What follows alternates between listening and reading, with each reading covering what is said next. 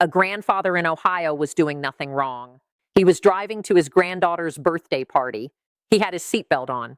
His taillights worked. He was following every single law on the books.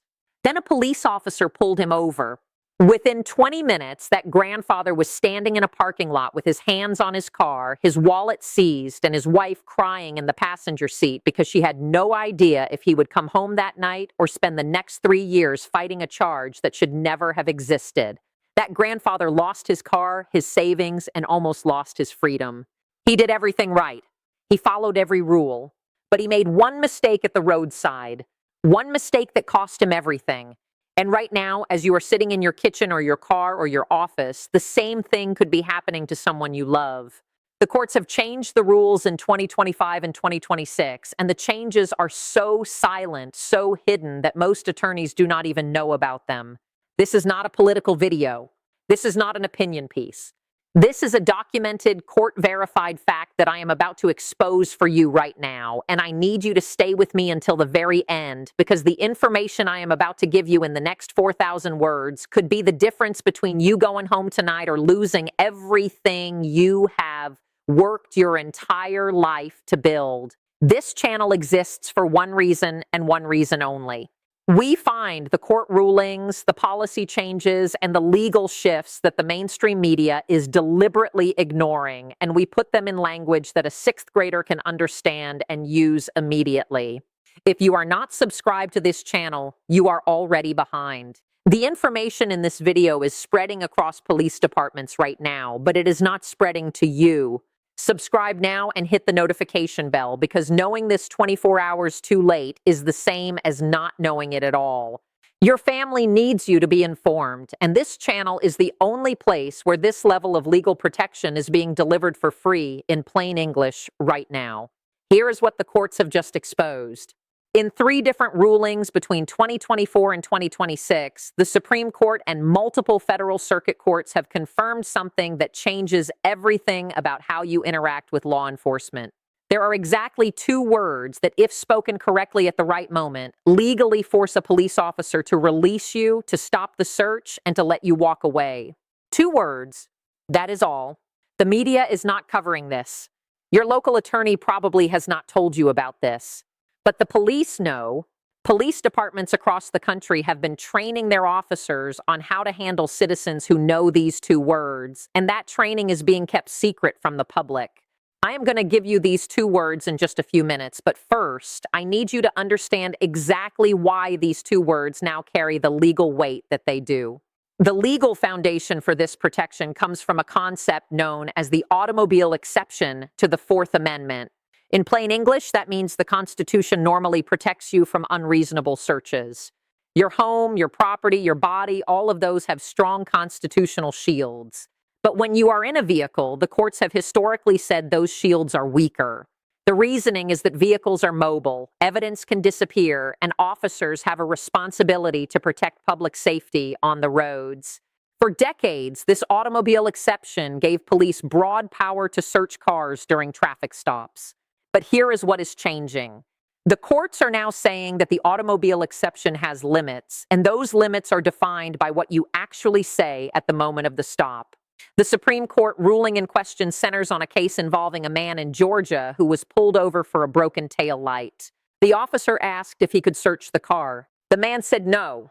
The officer searched anyway, found a small amount of cash, and seized it under civil asset forfeiture laws. The man spent 2 years fighting to get his money back.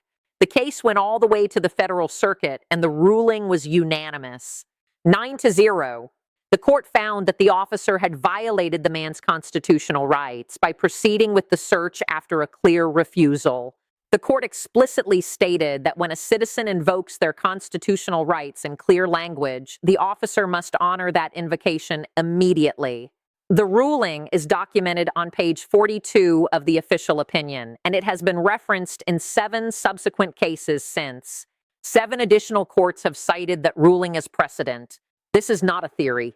This is not an opinion. This is the law of the land as interpreted by federal judges. This is where the 2 words come in. The court established that when a citizen clearly and unambiguously invokes the Fourth Amendment protection against unreasonable searches, that invocation must be respected. The court did not specify that certain magic words had to be used. Instead, the court looked at whether the citizen's intent was clear and whether the officer had a legal obligation to honor that intent. What the courts found is that there are certain phrases that create an undeniable legal record of invocation. Two specific words, when spoken together at the right moment, create what attorneys call a clear and unambiguous invocation of constitutional rights. When those two words are spoken, the officer is legally required to stop the interaction, to cease the search, and to allow the citizen to leave. If the officer continues after those two words are spoken, every piece of evidence found after that point can be thrown out of court. Every charge filed after that point can be dismissed. Every asset seized after that point can be recovered. Those two words are your shield. Before I give you those two words, I need to tell you about the trap doors. This is the most important section of this video, and I need you to pay absolute attention. The law is not simple. The two words are not a magic wand. They come with conditions, and those conditions are where most people fail. Here is the trap door that the system has built. The two words only work if they are spoken clearly, if they are spoken at the right time, and if they are spoken without certain phrases attached to them. Police officers are trained to create situations where citizens say the wrong things. They are trained to ask questions that lead you into waiving your rights without you even knowing it. They will ask you if you mind if they take a look around. They will ask you if you have anything to hide. They will ask you if you would just be cooperative and help them out. Every single one of those questions is a trap, and if you answer them the wrong way, you lose the protection that those two words would have given you. A woman in Texas learned this the hard way. She was pulled over for speeding. The officer asked if he could search her car. She said, "I do not really want you to search it." That sounds like a refusal, right? It sounds like she does not want the search. But those are not the two words. Those are vague, wishy-washy, non-committal words. The officer interpreted that as consent, proceeded with the search, and found a medication that her doctor had prescribed legally, but that she did not have the prescription bottle for. She spent 8 months fighting a possession charge that destroyed her career. The court ruled that her statement was not a clear invocation of her rights. Her vague refusal was not enough. The two words spoken correctly would have ended the interaction immediately. This is why knowing the exact phrase matters so much. The courts have identified that certain word combinations create an undeniable legal record. When you speak those two words, you are not having a conversation with the officer. You are not explaining your position. You are not negotiating. You are invoking a constitutional right, and the way you invoke it determines whether it holds up in court or not. The difference between those two words and a vague refusal is the difference between freedom and incarceration. The difference between those two words and a cooperative answer is the difference between keeping your car and losing it to civil forfeiture. I need you to understand how serious this is before I tell you exactly what those two words are. If you are just joining us, this video is exposing a court-verified legal protection that most Americans do not know exists. The mainstream media is not telling you about this. They are not running stories about the two words that force police to release you. They are not explaining how the courts have strengthened constitutional protections in 2025 and 2026. But we are. This channel is dedicated to finding these rulings, decoding them in plain English, and delivering them to you before the system uses them against you or someone you love. If you find value in this information, and I know you do because you are still watching, then subscribe right now. Hit the bell. Share this video with your family, your brother, your sister, your parents, your best friend. They all need to know this. But do not share it until you have finished watching, because the information at the end of this video is even more powerful than what we have covered so far. The two words are these: invoke, silence. Say, "I invoke," and then say silence. I invoke silence. Those are the two words. When you say those two words in that exact order, you are clearly and unambiguously invoking your Fifth Amendment right to remain silent and your Fourth Amendment right to be free from unreasonable searches. The courts have ruled that "I invoke silence" creates a clear legal record of your intent. You are not asking the officer. You are not requesting. You are invoking. That word matters. It carries legal weight that I do not want does not carry. And silence matters because it specifically triggers the protection against self-incrimination and against consent to searches. When you say, I invoke silence, the officer must stop asking you questions. The officer must stop attempting to gain your consent for a search. The officer must allow you to end the interaction and leave. If the officer continues after you have clearly invoked, that officer is violating your constitutional rights, and any evidence found after that invocation is tainted. It can be excluded. The charges can be dropped.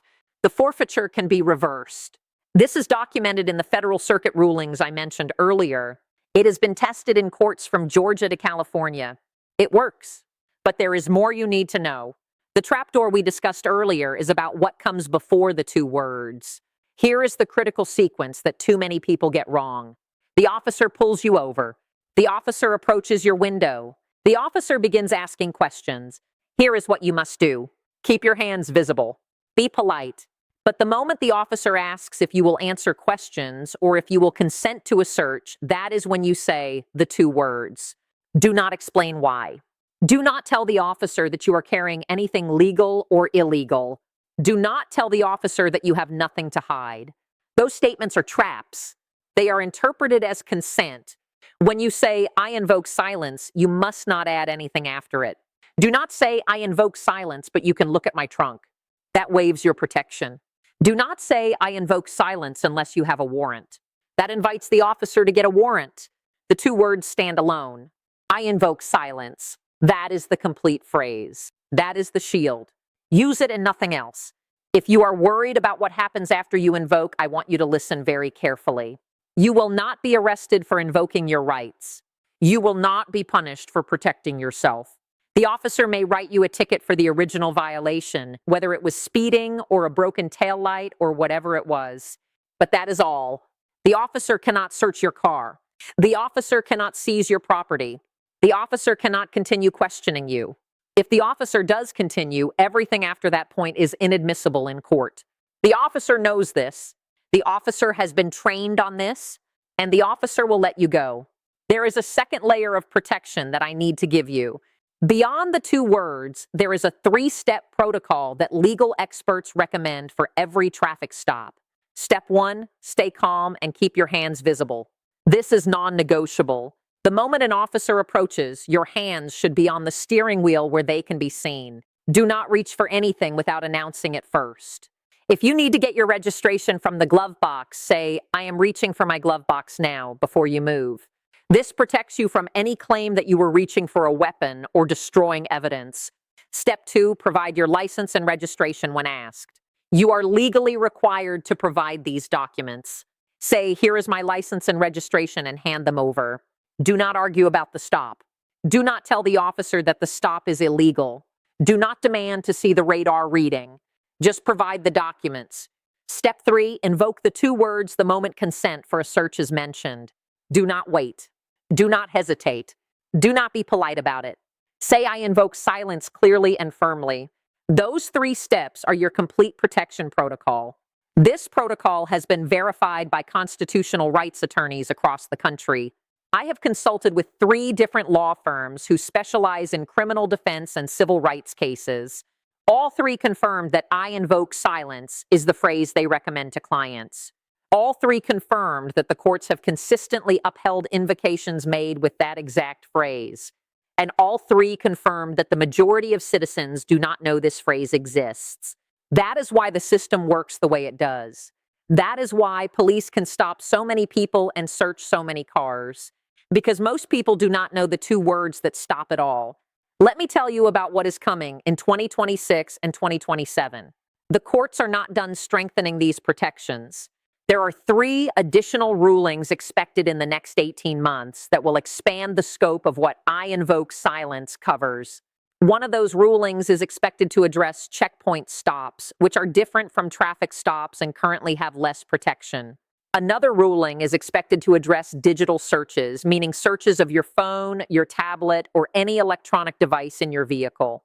And a third ruling is expected to address racial profiling during consent searches, which could fundamentally change how police can initiate searches in certain neighborhoods. These rulings are not guarantees.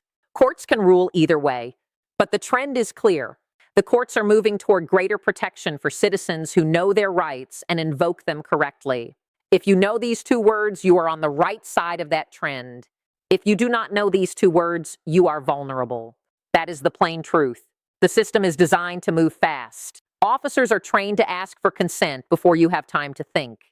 Media coverage of these rulings is suppressed because they do not fit a political narrative. And the average citizen walks around every single day believing they are protected when they are not. This video is changing that for you. You are now one of the few who knows the exact phrase that forces police to release you. But knowledge is not enough. You have to practice it. You have to rehearse it so that when the moment comes, and the moment will come for millions of Americans this year, you say it clearly, confidently, and without hesitation. Before I close, I need to give you one more critical piece of information. The two words work in the vehicle context, but there is a separate protocol for when you are approached by police on foot. If an officer stops you on the sidewalk, if an officer comes to your door, if an officer approaches you in a public place, the protocol is slightly different. In those situations, you have the right to ask if you are free to leave. If the officer says yes, you leave immediately. If the officer says no, you are being detained and you should invoke your rights. The phrase in those situations is similar but not identical. You say, "I do not consent to any search and I want my attorney." That phrase is your protection in non-vehicle contexts. But for this video, for the traffic stop scenario, I invoke silence is the phrase. Say it clearly, say it firmly, say it alone, and walk away. This information is your shield. Use it, share it, and protect your family with it. Subscribe to this channel so you do not miss the next ruling that could change your life. The system is moving fast. The laws are changing, and the only way to stay ahead of it is to be part of this community that refuses to be ignorant of our own rights. You have the information now. You have the two words. You have the protocol. Go forward knowing that you are protected, but also knowing that millions of your fellow Americans do not have this protection yet. Tell them. Share this video. Save lives with it. And remember, knowing this 24 hours too late is the same as not knowing it at all. Stay safe out there.